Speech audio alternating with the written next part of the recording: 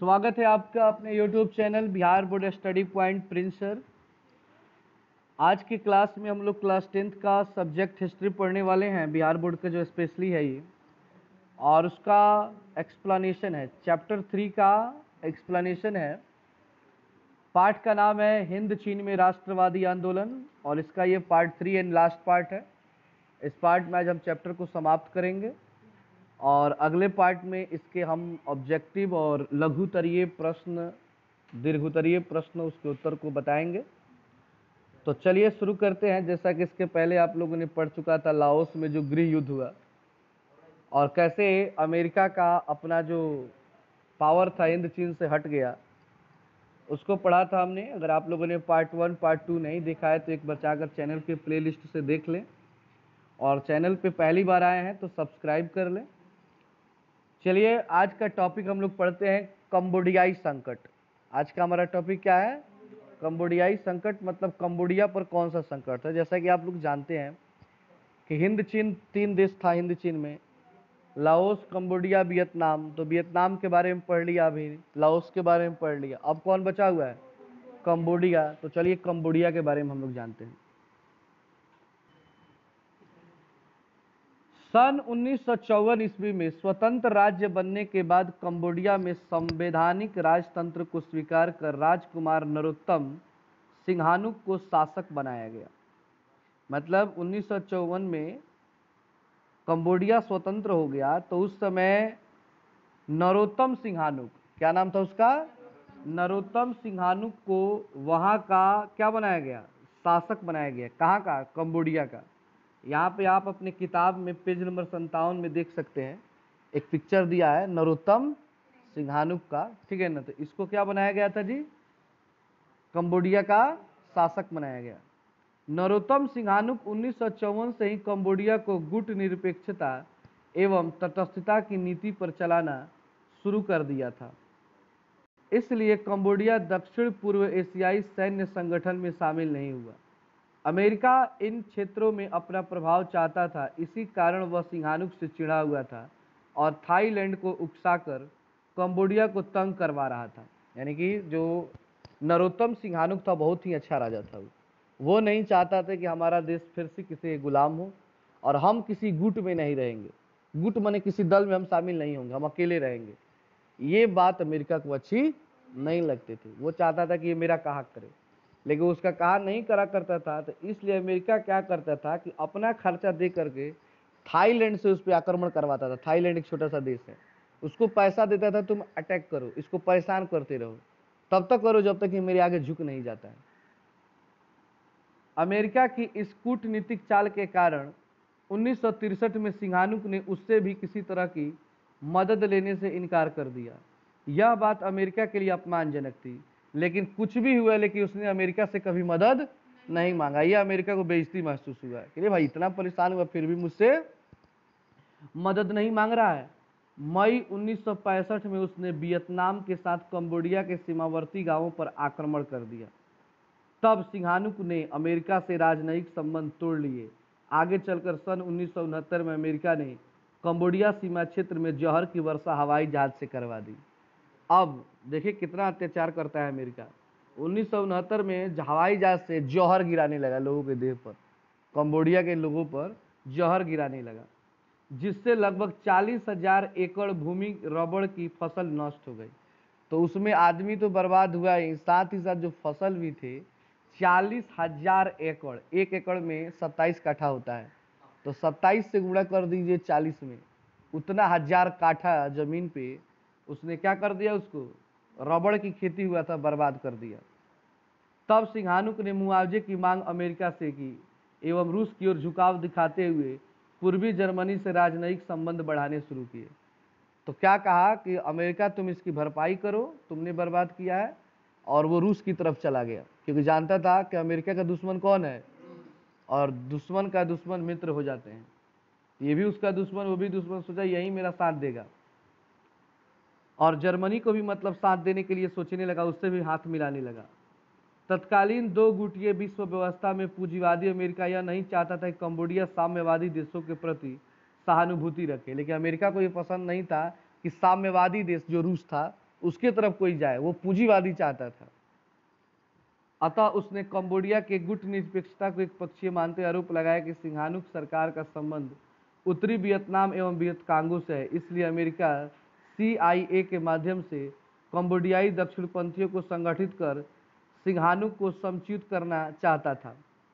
अमेरिकी षड्यंत्र के कारण 1970 में दक्षिणपंथियों ने वियतनाम के दूतावास के समक्ष उग्र प्रदर्शन किया। देखिए, अब अमेरिका इतना ना षड्यंत्र कर रहा था कि वियतनाम में जो दूतावास था वहाँ पर जा कर के वियतनाम के लोग प्रदर्शन करने लगे, आंदोलन करने लगे। दूतावास आप लोग समझते हैं, देखिए हर देश में हर देश का दूत होता है, राजदूत होता है। वो राजदूत का काम होता है कि उन देशों के बीच शांति समझौता हमेशा कराता रहे, और वो जिस घर में रहते हैं उसको दूतावास कहा जाता है। तो वहाँ पे जा करके जो अमेरिका का दूतावास था उस पर आंदोलन करने लगे कि आप अपने देश से बोलिए कि हमारे देश पर अटैक करना छोड़ दे, अच्छा नहीं लग रहा है। 18 मार्च 1917 को कंबोडिया राष्ट्रीय संसद ने नरोत्तम सिंघानुक को सर्वसम्मत प्रस्ताव द्वारा सत्ता से हटा दिया और जनरल लोन नोल के नेतृत्व में सरकार बनी, जिसे अमेरिका का समर्थन प्राप्त था, और अंततः वही हुआ जो अमेरिका चाहता था। 18 मार्च 1970 को क्या हो गया, नरोत्तम सिंघानुक हट गया और उसके जगह कौन आ गया, जनरल लोन पोल नोल। यानी जनरल का अर्थ हुआ कि कोई सेना कमांडर होगा। नरोत्तम सिंघानुक ने पेकिंग में निर्वासित सरकार का गठन कर जनरल लोन नोल की सरकार को अवैध घोषित कर दिया, साथ ही राष्ट्रीय संसद को भंग और मौजूदा सरकार को अपदस्थ करने की अपील की। अप्रैल 1970 से नई सरकार के विरुद्ध युद्ध छेड़ दिया, जिसमें उत्तरी वियतनाम एवं वियतकांगो सैनिकों से भरपूर मदद मिल रही थी। नरोत्तम सिंघानुक की सेना विजयी होती हुई राजधानी नानपेन की ओर बढ़ रही थी। अमेरिका ने तुरंत इसमें हस्तक्षेप किया। दक्षिणी वियतनाम से अमेरिकी फौज कंबोडिया में प्रवेश कर गई और व्यापक संघर्ष हुआ। यह युद्ध बड़ा ही भयंकर था। अब नरोत्तम सिंघानुक विरोध करने लगा कि ये व्यक्ति अच्छा नहीं है, इसको राजा के लायक नहीं है, इसको हटाना चाहिए। लोगों ने और सेना भी साथ दिया वियतनाम का, लेकिन अमेरिका फिर से अपनी सेना भेज करके इन दोनों में काफी भयंकर युद्ध चला था। अमेरिकी राष्ट्रपति की इस नीति व्यापक विरोध अमेरिकी भी कर रहे थे। मतलब इस नीति का अमेरिका के राष्ट्रपति का विरोध अमेरिका के भी लोग कर रहे थे कि ये अच्छी बात नहीं है कि आप दूसरे के देश में इतना दखल अंदाजी दें, आप दूसरे के मामले में इतना मतलब अड़ंगा मत लगाइए। राष्ट्रपति निक्सन, उस समय राष्ट्रपति कौन था, निक्सन था, अमेरिका का राष्ट्रपति निक्सन था। आगे इसका चित्र मिलेगा, लास्ट पेज पर आपको मिलेगा, पेज नंबर 62 पे देख सकते हैं अपने किताब में आप। राष्ट्रपति निक्सन को अपनी सेना वापस बुलाने घोषणा करनी पड़ी, परंतु दक्षिणी वियतनाम ने अपनी सेना कंबोडिया में रहने देने की घोषणा कर स्थिति को और जटिल बना दिया। अब लग रहा था कि चीन भी कंबोडिया मामले में हस्तक्षेप करेगा। इस तरह एक बार पुनः दक्षिण पूर्वी एशिया की सुरक्षा खतरे में पड़ गई। स्थिति को भांपते हुए इंडोनेशिया ने एशियाई देशों का सम्मेलन बुलाने का प्रस्ताव रखा। यहाँ पे क्या लिखा है, कितना मई जी, 16 मई 1970 को जकार्ता में एक सम्मेलन बुलाया गया। यद्यपि यह सम्मेलन सफल रहा, परंतु कंबोडिया की स्थिति में कोई परिवर्तन नहीं आया। मतलब कि जब अमेरिका के लोगों ने भी विरोध किया तो अमेरिका के राष्ट्रपति निक्सन को अपने देश के सैनिक को वापस क्या करना पड़ा, बुलाना पड़ा। आगे है, कंबोडियाई छापामारों अमेरिकी सेना के बीच युद्ध, बमबारी, नृशंस हत्याओं के इस दौर में ही 9 अक्टूबर 1970 को कंबोडिया को गणराज्य घोषित कर दिया गया। और कितने तारीख को कंबोडिया गणराज्य घोषित हुआ, 9 अक्टूबर 1970 को। नोल पोल की सेनाओं में संघर्ष चलता रहा। 5 वर्ष पश्चात, यहाँ पे क्या लिखा है जी, सिंघानुक ने निर्णायक युद्ध ऐलान किया और उसकी लाल मेरी सेना विजयी करते आगे बढ़ गई। अंततः नोल को भागना पड़ा। अप्रैल 1975 में कंबोडियाई गृह युद्ध समाप्त हो गया। नरोत्तम सिंघानुक पुनः राष्ट्राध्यक्ष बने, परंतु 1978 में उन्होंने राजनीति से संन्यास ले लिया। यानी अंततः फिर से कंबोडिया में जो सरकार बनी वो नरोत्तम सिंहानू की ही बनी, लेकिन 1978 में उन्होंने इससे क्या ले लिया, संन्यास ले लिया। मतलब ये सब छोड़ दिया, राजगद्दी राजनीति सब छोड़ दिया। जैसे कि हाल फिलहाल धोनी ने शायद क्रिकेट से या वनडे से क्या लिया है, कुछ संन्यास लिया है। अब कंबोडिया का नाम बदलकर कंपूचिया कर दिया गया। कंबोडिया का नाम बदल के क्या कर दिया गया, कंपूचिया। नरोत्तम सिंहानुक के बाद ख्यू सम्मान एवं पोलपोट जैसे अतिवादी संगठनों का उदय हुआ, जिन्होंने अपने मार्क्सवादी विचारधारा के अनुरूप शासन शुरू किया। यह दौर पूरी तरह आतंक का दौर था। आतंक का दौर का अर्थ इस समय आतंकवादी ज्यादा बन रहे थे। परंतु 1979 में हेंग सामरी ने एक संयुक्त मोर्चे का गठन कर ख्यू सम्फान एवं पोलपोट को पराजित कर दिया। इस स्थिति में रूस चीन आमने सामने आ गए और चीन ने वियतनाम पर आक्रमण कर दक्षिण पूर्व एशिया में अपनी शक्ति का परिचय दिया। हालांकि अमेरिकी नीति कंपूचिया मामले में सफल नहीं रही और वह साम्यवाद को फैलने से नहीं रोक पाया, परंतु दो साम्यवादी देशों रूस एवं चीन को अपने आमने सामने लाने में उसकी नीति अवश्य सफल हो गई। यानी दो साम्यवादी देश चीन और रूस जो कभी एक साथ रहते थे, इन दोनों में आपस लड़ाने में अमेरिका सफल हो गया, लेकिन जो वो चाहता था कि हिंद चीन में साम्यवाद स्थापित न हो, उसमें वो सफल नहीं हो पाया। अब है वियतनामी गृह युद्ध और अमेरिका। अब वियतनाम में जो गृह युद्ध होता है और अमेरिका की उसमें क्या हस्तक्षेप है, आइए उसके बारे में हम लोग जानते हैं।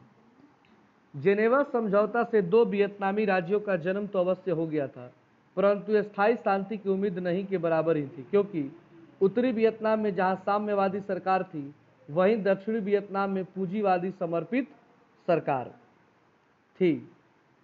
जेनेवा समझौता में यह कहा गया कि अगर जनता चाहे तो मध्य 1956 तक चुनाव कराकर वियतनाम का एकीकरण किया जाएगा।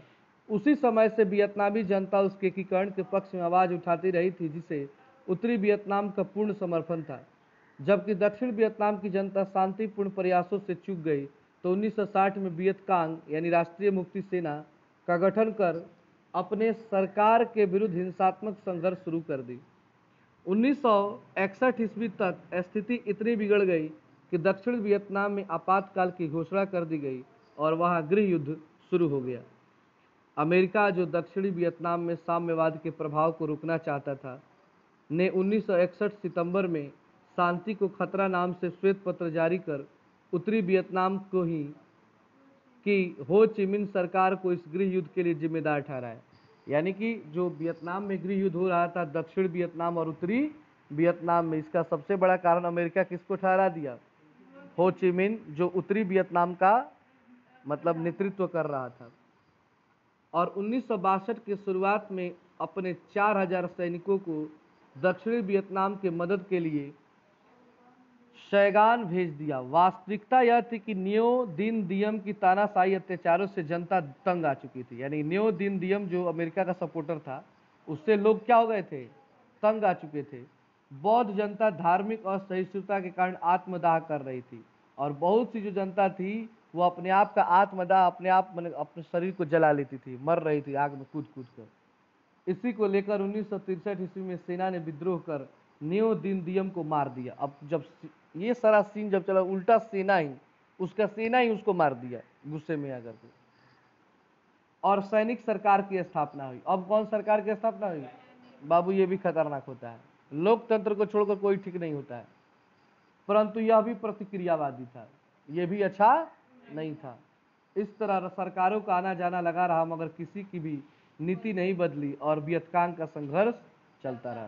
सरकार तो बदलते रहे, लेकिन जो नियम थे वही चल रहा था और उसी तरह लड़ाइयाँ लगातार हो रही थी। 5 अगस्त 1964 को अमेरिका ने उत्तरी वियतनाम पर आक्रमण कर कुछ सैनिक अड्डे तबाह कर दिए। तब अमेरिका को चेतावनी भरी धमकियां रूस एवं चीन ने दिया। जब ये काम अमेरिका कर रहा था तो धमकी कौन देने लगा, रूस और चीन। किसको, अमेरिका को। परंतु इसका असर उस पर नहीं पड़ा। अमेरिका द्वारा शुरू किया गया यह युद्ध काफी हिंसक, बर्बर और यातनापूर्ण था। यानी अमेरिका ने जो युद्ध किया था वो बहुत ही खराब था, राक्षसी वाला युद्ध शुरू किया था। इस युद्ध में खतरनाक हथियारों, टैंकों व बम वर्षक विमान का व्यापक प्रयोग हुआ था। साथ ही रासायनिक हथियारों, नपाम, ऑरेंज एजेंट एवं फास्फोरस बम का जमकर इस्तेमाल किया गया था। मतलब इतना ना केमिकल वाला बम बना रहा था सब अमेरिका, जिससे मतलब आदमी, जीव जंतु, पेड़ पौधे सब बर्बाद हो जाएंगे। वैसे जहर का निर्माण हो रहा था अटैक करने के लिए, उसका प्रयोग भी किया हो। जैसे आपकी किताब में एक दे रहा है रासायनिक हथियार लिखा है, बगल में एक टॉपिक है नपाम। यह एक तरह का ऑर्गेनिक कंपाउंड है जो अग्नि बीमा से गैसोलीन के साथ मिलकर एक ऐसा मिश्रण तैयार करता था जो त्वचा से चिपक जाता और जलता रहता था। इसका व्यापक पैमाने वियतनाम में प्रयोग किया गया था। मतलब ऐसा हथियार था ना, मतलब कि अगर फेंक दिया जाए जिसके शरीर से वो चिपक जाए तो शरीर को जलाते रहता था जब तक पूरा शरीर जल ना जाए, जला जला के मार देता था। इतना खतरनाक केमिकल था वो। और उसका प्रयोग किया था किसने? अमेरिका ने वियतनाम में। कहाँ पे प्रयोग किया था? वियतनाम में। यह युद्ध उत्तरी वियतनाम के साथ वियतकांग एवं वियतकांग समर्थक दक्षिणी वियतनामी जनता सभी से लड़ा गया था। निर्दोष ग्रामीणों की हत्या कर दी जाती थी। उनकी औरतों और लड़कियों के साथ पहले सामूहिक बलात्कार किया जाता था, फिर उन्हें मार दिया जाता था और अंत में पूरे गांव को आग के हवाले कर दिया जाता था। 1967 ईस्वी तक अमेरिका इतने बम वियतनाम में बरसाए जितना विश्व युद्ध में जर्मनी ने इंग्लैंड के विरुद्ध नहीं गिराया था। मतलब एक छोटे से शहर में इतना ना बम गिरा दिया, जला दिया, जितना विश्व युद्ध में बम नहीं गिरा था। सोचिए कितना मतलब बर्बाद किया होगा वियतनाम को। वहाँ के सारे पुरुषों को, एक गांव है आगे पढ़ेंगे आप, माइली गांव, उस गांव के सारे पुरुषों को उसने मार दिया और सारी औरतों के साथ उन लोगों ने दुष्कर्म किया और उनको भी जला करके मार दिया। और वही एक दुष्कर्म है अमेरिका का, जो दाग हमेशा लगा रहता है अमेरिका पे। पूरा दुनिया ने उसका विरोध किया था। इतना ज्यादा विरोध हो गया कि आज अमेरिका इतना आगे है फिर भी उसको प्रतिष्ठा वाले देशों में नहीं रखा जाता है। अमेरिका के आगे कभी महान शब्द का प्रयोग नहीं किया जाता है। अमेरिका पावरफुल है ये कहा जाता है, लेकिन अमेरिका कभी महान देश नहीं बन पाया। नहीं तो अगर अमेरिका वही एक घटना नहीं हुआ था वियतनाम का, नहीं किया होता, तो शायद आज अमेरिका पावरफुल के साथ साथ एक महान देश भी कहलाता। एक दुष्कर्म पूरे इतिहास को बदल दिया, जिसका कोई भी बड़ाई नहीं कर पाया। हर देश ने विरोध किया था इसका और मजबूरन निक्सन को वहां से अंत में भागना पड़ा। इसी कारण से पूरा देश मिल गया था उस समय इसके विरोध में। हाँ, भारत भी था। अमेरिका की इस तरह की कार्रवाइयों का विरोध राष्ट्रीय एवं अंतर्राष्ट्रीय स्तर पर होने लगा। मतलब खुद अमेरिका के लोग और अन्य देश के लोग भी विरोध करने लगे अमेरिका का। प्रसिद्ध दार्शनिक रसेल ने एक अदालत लगाकर अमेरिका के वियतनाम युद्ध के लिए दोषी करार दे दिया। इसके आर्थिक कुपरिणाम भी परिलक्षित होने लगे। प्रतिवर्ष 2 से 2.5 अरब डॉलर का अमेरिकी खर्च में वृद्धि हुई। इससे अमेरिकी अर्थव्यवस्था डामाडोल होने लगी। और लगातार बम बनाएंगे तो पैसे से न बनेगा वो। अमेरिका का स्थिति डैमेज होने लगा पैसा रुपया में, क्योंकि सारा काम लगा रहा था लड़ाई में। जब सारा पैसा बम खरीदने में, हथियार खरीदने में लगाएगा तो फिर लोगों का विकास कहां से होगा। अंतर्राष्ट्रीय बाजार में डॉलर का मूल्य काफी नीचे गिर गया, परंतु अमेरिका ने दक्षिणी वियतनाम को अपनी प्रतिष्ठा का प्रश्न बना लिया था और समझौते के सारे प्रयासों को विफल करता हुआ युद्ध को जारी रखा हुआ था। लेकिन वो ये समझ रहा था निक्सन कि अब जो कुछ हो जाए ये मेरा प्रतिष्ठा का सवाल है, हम या तो वियतनाम को पा लेंगे या उसे बर्बाद कर देंगे। आगे है एक टॉपिक है आप लोगों में, एजेंट ऑरेंज लिया हुआ है। एजेंट ऑरेंज के बारे में जान लेंगे। यह एक ऐसा जहर था जिससे पेड़ों की पत्तियां तुरंत झुलस जाती थी। पेड़ पर गिर जाए तो पत्ता तुरंत मुरझा जाता, सूख जाता था एवं पेड़ मर जाता। जंगलों को खत्म करने के लिए इसका प्रयोग किया जाता था। इसका नाम ऑरेंज पट्टी वाले ड्रमों में रखे जाने के कारण पड़ा। अमेरिका इसका इस्तेमाल जंगलों के साथ खेतों और आबादी दोनों पर जमकर किया।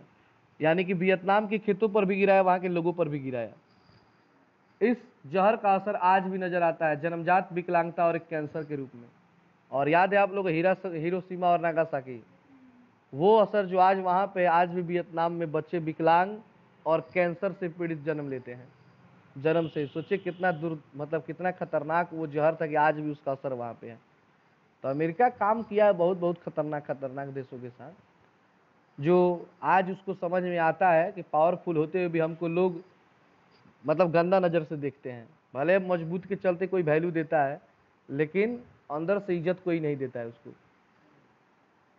दूसरी तरफ वियतनामी अब साम्यवाद या किसी अन्य बातों के लिए नहीं बल्कि अपने अस्तित्व और अपने राष्ट्र के लिए लड़ रहे थे। यहाँ तक कि वियतनामी महिलाएं अपने पीठ पर बच्चे को बांधे, फुल पैंट पहने, हाथों में बंदूकों को लिए गश्ती लगाती या सीधे युद्ध में शामिल होते देखे जा सकती थी। जब ये घटना हुआ था वियतनाम में, तो वहाँ की औरतें भी अब सोची अब जो होगा, वो भी पुरुषों की तरह अपने बच्चों को कांधे पीठ पर बांध लेती थी रानी लक्ष्मीबाई की तरह, और हथियार लेकर चल पड़ती थी युद्ध करने के लिए अमेरिका से। या फिर हो ची मिन्ह मार्ग की पति करते देखी जाती थी। प्राचीन नायिकाओं को आख्यानित कर स्त्रियों को प्रेरित भी किया जाता था। इसी संदर्भ में त्रिआयु की कहानी भी सुनने को मिलता है कि जिसे इस समय देवी की तरह पूजा जाता था।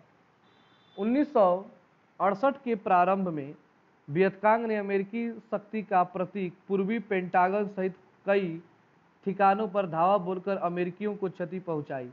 इन धावों ने यह स्पष्ट कर दिया कि वियतनाम के हौसले अभी भी काफ़ी बुलंद, और यह भी स्पष्ट हो गया कि वियतनामियों की रसद पहुंचाने वाला मार्ग, रसद मतलब होता है खाने पीने वाला सामान, राशन का सामान, हो ची मिन्ह की काफ़ी मजबूती, क्योंकि इसे बमबारियों से नष्ट नहीं किया जा सकता था।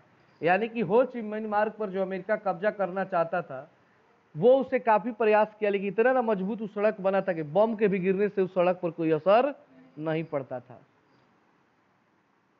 आगे देखेंगे, वस्तुतः हो ची मिन्ह मार्ग हनोई से चलकर लाओस कंबोडिया के सीमा क्षेत्र से गुजरता हुआ दक्षिणी वियतनाम तक जाता था, जिससे सैकड़ों कच्ची पक्की सड़कें निकलकर जुड़ी थी। और एक तरह से समझ लीजिए ना, नेशनल हाईवे था वहाँ का वो। जिस तरह नेशनल हाईवे क्या होता है, एक राज्य से दूसरे राज्य में पूरा देश में फैला हुआ है। अमेरिका सैकड़ों बार इसे क्षतिग्रस्त कर चुका था, मतलब 100 बार से ऊपर भी बम गिरा चुका था, लेकिन कुछ हुआ होता भी था कुछ तो लोग तुरंत उसको बना लेते थे, रोड को तुरंत निर्माण कर देते थे। परंतु वियतकांग एवं उसके समर्थित लोग तुरंत उसका मरम्मत कर लेते थे। इसी मार्ग पर नियंत्रण करने के उद्देश्य से अमेरिका लाओस कंबोडिया पर आक्रमण भी कर दिया था, परंतु 3 तरफा संघर्ष में फंसकर उसे वापस होना पड़ा था। अब अमेरिका भी शांति वार्ता चाहता था, अमेरिका भी अब थक चुका था कि अरे भाई कहिए तक युद्ध चलेगा ये, परंतु अपनी शर्तों पर राष्ट्रमंडल, संयुक्त राष्ट्र संघ समेत कई शक्तियां इस प्रयास में थी कि वार्ता शुरू हो। अतः 1968 में पेरिस में शांति वार्ता शुरू हुई। अमेरिकी हट के कारण 6 मार्च तक वार्ता एक ही जगह अटकी रही। वियतनाम की मांग थी कि पहले बमबारी बंद हो, फिर अमेरिकी अपनी सेना हटाए।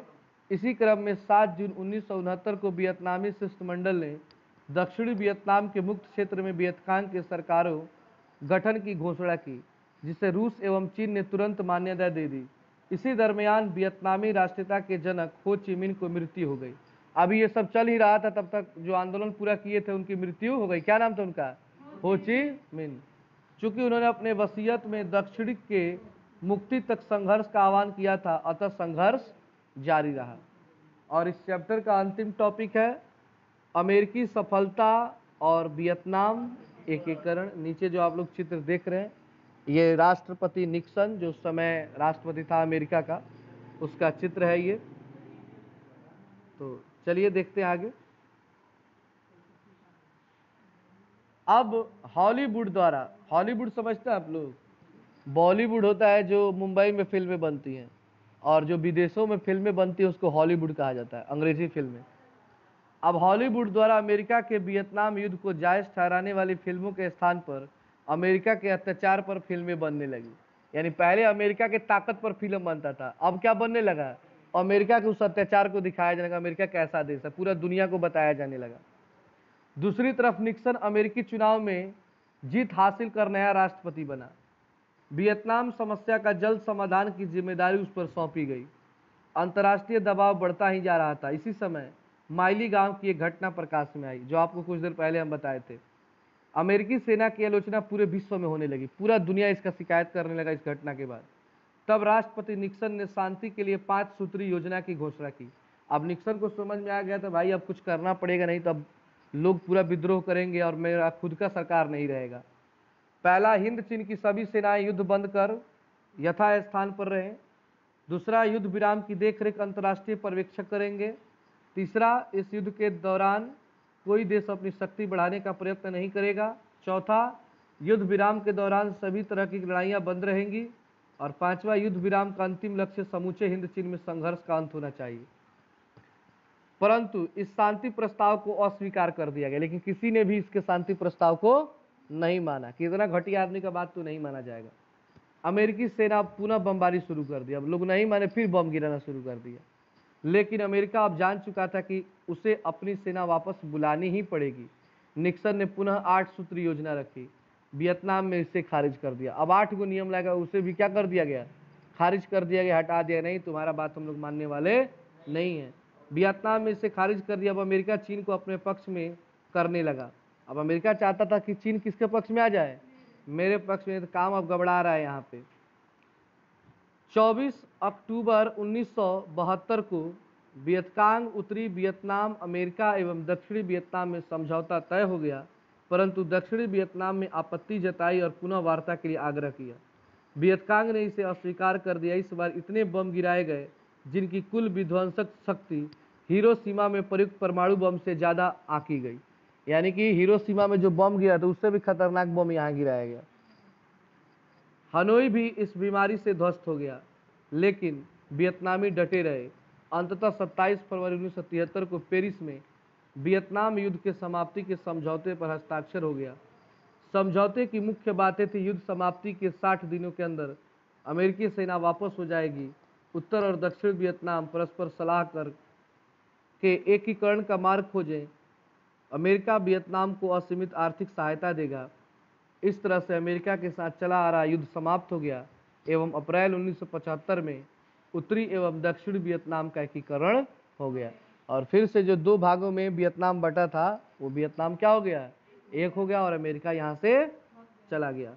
इस तरह से अमेरिका के साथ चला रहा युद्ध समाप्त हो गया एवं अप्रैल 1975 में उत्तरी एवं दक्षिण वियतनाम के एकीकरण हो गया। इस प्रकार 7 दशकों से ज़्यादा चलने वाला, दशक मतलब होता है 10 वर्ष, 7 दशक में 70 वर्ष से युद्ध जो चल रहा था, यह अमेरिका वियतनाम युद्ध समाप्त हो गया। इस युद्ध में लगभग 9,855 करोड़ डॉलर खर्च हुए।